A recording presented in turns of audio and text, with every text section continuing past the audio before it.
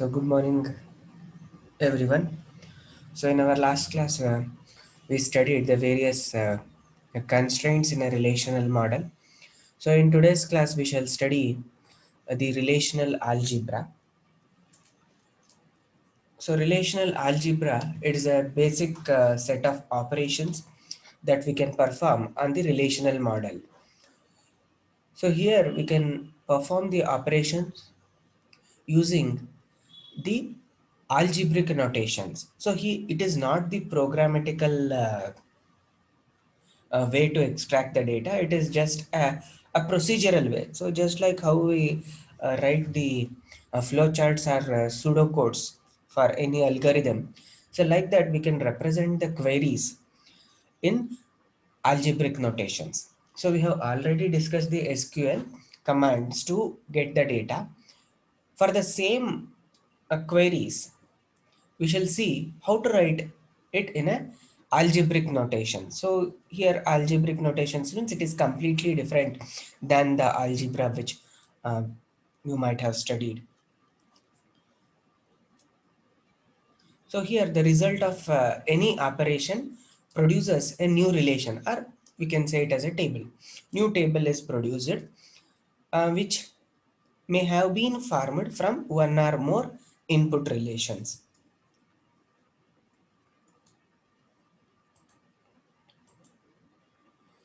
So algebraic operations here produce new relations, and these can be further manipulated by performing some other algebraic operations.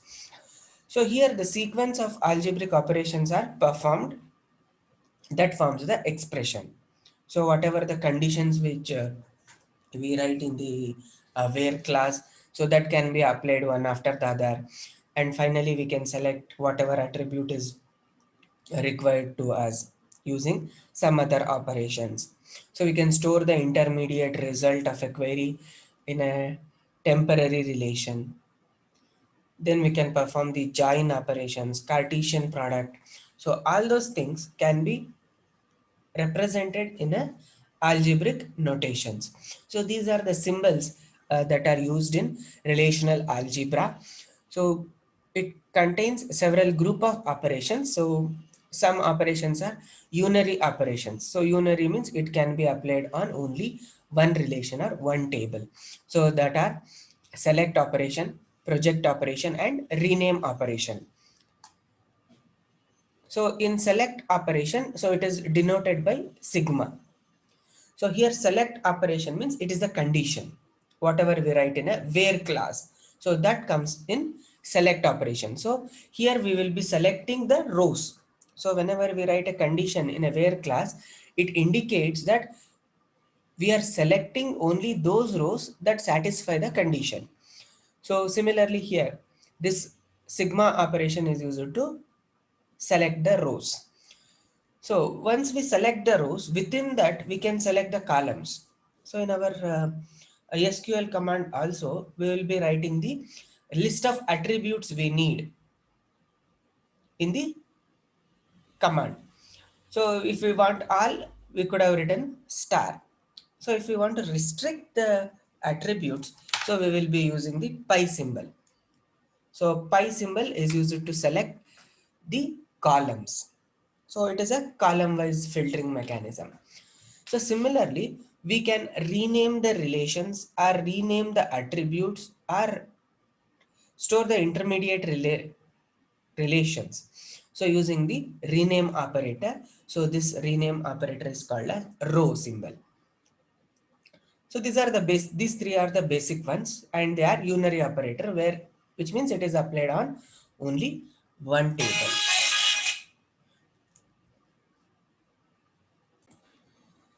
So some other operations can be applied on more than one relation. So those operations are related to the set theory operations, which include the union, intersection, difference, and Cartesian product.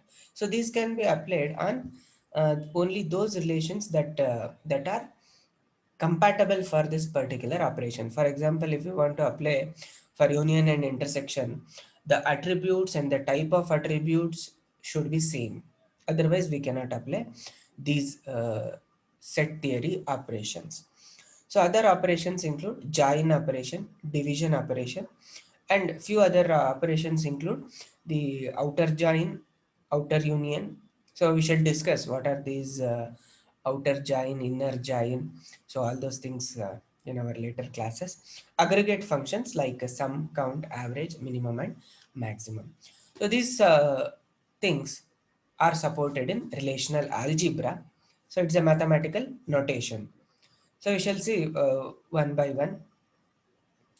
So before that, this is the company database which we will be discussing. So having the relation employee, department, department location, project, works on, and dependent. So this you need to remember. Okay. So unary relational operations, that is select operation. So this select operation is used to select the subset of tuples.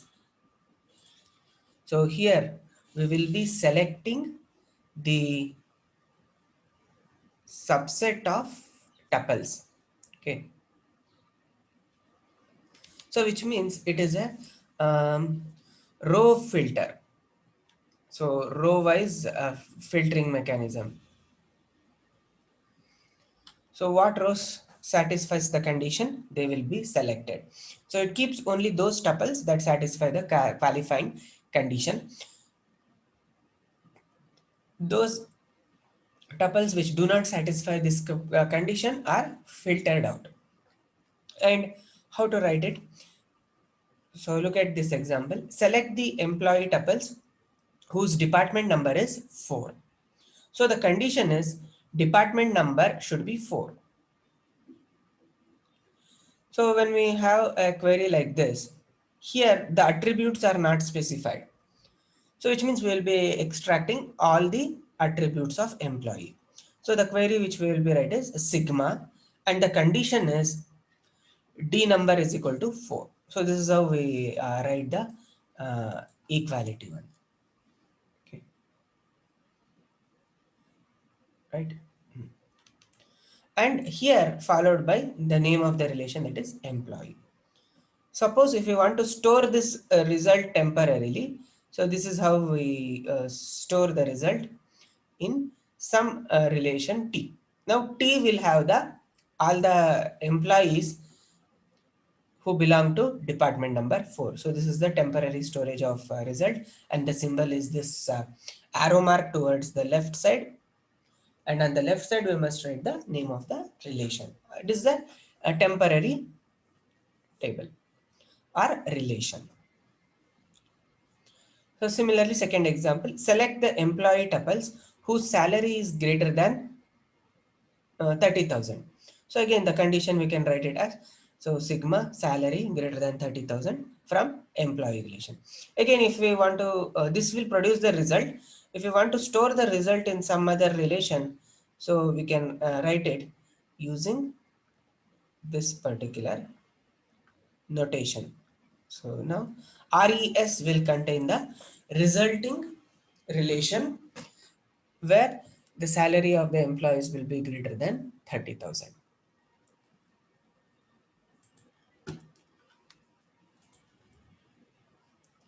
So in general, if you want to generalize this select operation, so it is denoted by the sigma operator, and for whatever relation we will write it, the selection condition will be written over there.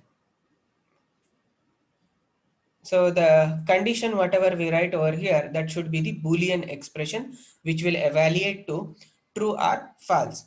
So the resulting tuple is selected if the condition is true, and the tuple is discarded if the condition evaluates to false. So the generalized mm, notation will be like this. So sigma, here we will write the selection condition, and then followed by the relation name, the relation on which we will be applying the condition. So this whatever we write, that is sigma. So This will be similar to select star from R, where we'll be writing the condition, right? So now the entire thing whatever I have written over here, this is similar to the algebraic notation, this one. Select star, which means we are extracting all the attributes because we have not written the project operation. Okay. So this select and whatever we write over here. So in the place list of attributes. So this is called as project operation.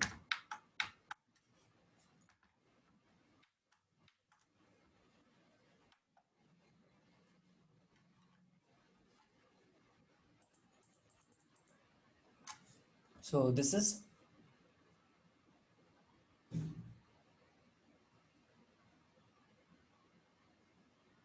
project operation. So whatever we write over here, the list of attributes, so that becomes a project operation.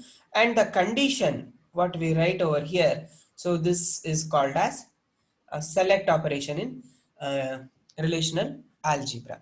So in our example, we have not written the project because we are extracting all the attributes. Suppose if we want to extract only few attributes from this particular relation R, we will be writing the project operation, and the symbol for the project operation is pi.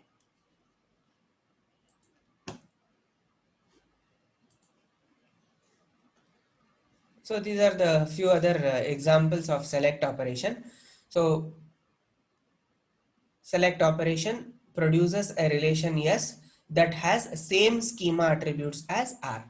So when we apply select operation, the attributes present in the result will be same as the attributes that are present in the relation on which we applied the select operation. So here you can observe the two conditions are applied over here. So sigma condition 1, within that again condition 2 of R, which means we can nest this into any number of levels. So we can nest the operation. So first what happens? So this condition 2 is applied. For the resulting relation, condition 1 is applied. So these conditions can be altered. So condition 1 outside, condition 2 next. So condition 2 is outside, condition 1 is inside. So it is the conditions are swapped. So but the result of both will be same because both the conditions will be applied. So it is equivalent to writing condition 1 and operation of condition 2. So similarly, so three level of nesting can be done. So that is again produces a same. So here what we can observe here, the order in which the conditions are applied in the select operation do not matter. The result will be same. So we can cascade all the select operations and replace it by a single selection, which is conjunction of all the conditions. So that can be written like this: sigma of condition 1 and operation, condition 2 and operation, condition 3. So all the three conditions can be applied together using the conjunctive and operation. Suppose if you want to apply two conditions for the selection, so those two can be written like this: the number of tuples in the result of a select operation is less than or equal to the number of tuples in the input relation. So this here R is the input relation. So this is the result of the query. Okay. So next, unary project operation. So project is denoted by the pi symbol. So this operation keeps certain columns from a relation and discards the all other columns. So it is just like selecting the specific attribute from each tuple and discarding. So for example, if we want to list each employee's first name and last name along with the salary, so which means we need only three attributes. No condition is not specified over here, only attributes. So when condition is not present, so we will not be writing the sigma. So instead pi, last name, first name, salary of employee. Now what happens in the resulting relation, only three attributes will be present. So the generalized form of project operation is pi followed by the list of attributes and the input relation R. So project operation removes any duplicate tuples. This is because the result of project operation must be a set of tuples. So if there are any duplicates in the result, so they are removed. So the properties of the project operations is the number of tuples in the relation of a project operation is always less than or equal to number of tuples in the relation R. So if in the input there are 100 rows, then in the result it will be less than or equal to 100. So in no case we will have more than 100 rows. So it is less because if there is a duplicate after filtering out the attributes, if duplicates are present, the duplicates are eliminated because the result is a set, and in a set duplication is not allowed. So that's why the number of tuples in a relation after project operation will be less than or equal to the tuples in the input relation R. And if list of attributes includes a key, then the number of tuples in the result of a project is equal to number of tuples in the R. So only if we have a primary key or a unique key or distinct, then the number of tuples in the result will be equal to the number of tuples in the input relation.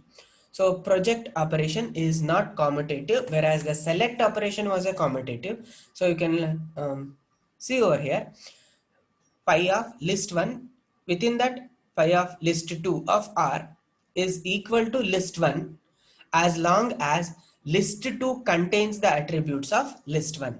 So in order to understand this, so let us consider this particular example. So first in the employee relation. So let us consider this. In the employee relation, I am taking only SSN. From this, I can take the name. So if I write like this, so you can observe here, this is the list 1 and this is the list 2. So which is the first that is applied? So it is the inner one. So now what happens in the employee relation, only SSN column is retrieved, which means if I represent it as a temporary column, only SSN will be present. So on this particular temp, the pi of name is applied. Now if you observe, there is no name attribute in this particular temporary or intermediate result.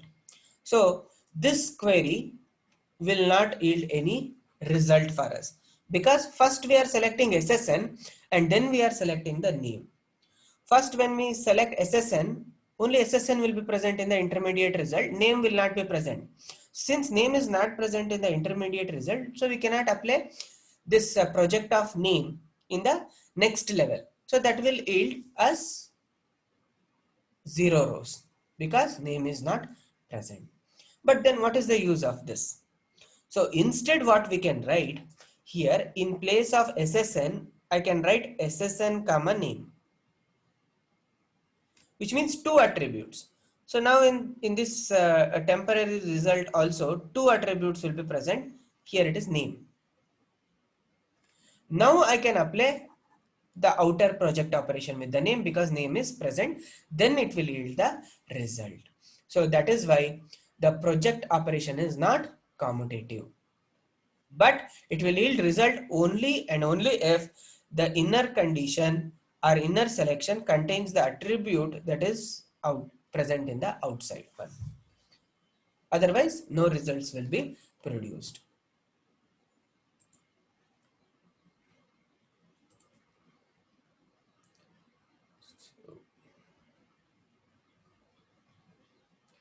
So similarly, we can apply relational algebraic expressions.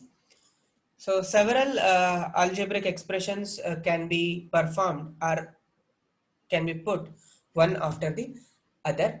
So we can write the entire expression in a single statement, or we can split it with intermediate results. Or intermediate results, we also call it as a temporary relations. So in order to hold the temporary results, so we can give intermediate name to that particular relation. So now, so let us write a single expression to retrieve the first name, last name, and salary of all the employees who work in department number 5. Right. So first condition here we want is the employee must work in a department number 5. For those employees, we'll be extracting first name, last name, and salary. So which means here both select and project will be present. So we can write a single algebraic statement or expression like this. So first thing is employee. From this employee, so we will select only those department number is equal to 5. So whenever we write an expression, the innermost one will always be the select operation and the outer one will be the project. So innermost one, so department number 5, the sigma D number is equal to 5 and employee. And this result will again now will apply the project operation to extract the required attributes, that is the first name, last name, and the salary. Or what we can do is we can split entire operation into 2 steps. So what is that? Here first what we can do is here first we can apply this select operation.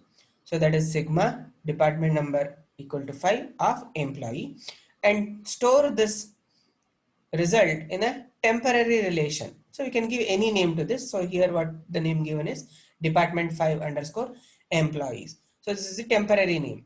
So which means DEP 5 underscore EMPS will now have the employees who work in department number 5. Now on this temporary relation, we'll be selecting the attributes first name, last name, and salary. So we can write it in 2 steps or in a single step. So if we write the SQL query for this, so we would have written like this. So select, so first name, last name, then salary from employee. The condition what we would have written is where um, department number is equal to 5. So this is the SQL query which we would have written. For the same SQL query, so the algebraic way of doing it is this one. So the first thing that we will be doing is applying the select condition, that is this where condition D number is equal to 5. So that we will write it over here. D number is equal to 5 and the sigma notation on the table employee. Right, so from table whatever we have written here, that will appear here. Now for this intermediate result, we will be storing it in some relation. So you can give any name here. So there is no rule that we have to give this one. So usually we will give a small name, that is a T1, T2, like that. From that intermediate result, so we will next be applying the list of attributes we need, that is the first name, last name, selection. But this is a project operation, so we will be writing a pi over here and our final result will be present over here.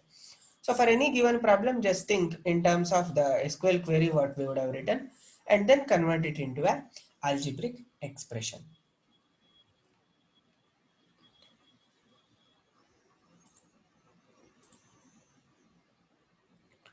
So the another operation that we can perform is the rename operation. So the rename operator is called as the row operator. Okay. So this rename operator is used to rename the attributes, or we can also rename the table also. That is, we can rename the attribute or a table. So this is very useful when a query requires many operations, and some necessarily join operation is also required in later cases. So a simple example is a general rename operation, that is row, can be expressed like this. So a relation R is there. So a row of S, then intermediate attributes will be written. So now what happens? The relation is now renamed to S. So R becomes S. So it is just like creating aliases. So aliases we can creating, and at the same time we are renaming the attributes are to B1, B2, B3 and Bn similarly. So here this is B2. So similarly this changes the relation name R is renamed to S. Here example R, here we are not renaming the relation, but we are renaming only attribute. So whatever we write in the parenthesis is the attributes. So all the three cases are there. First case, it renames both relation and attributes. Second case, renames only relation. Third case, it will rename the attributes. Okay.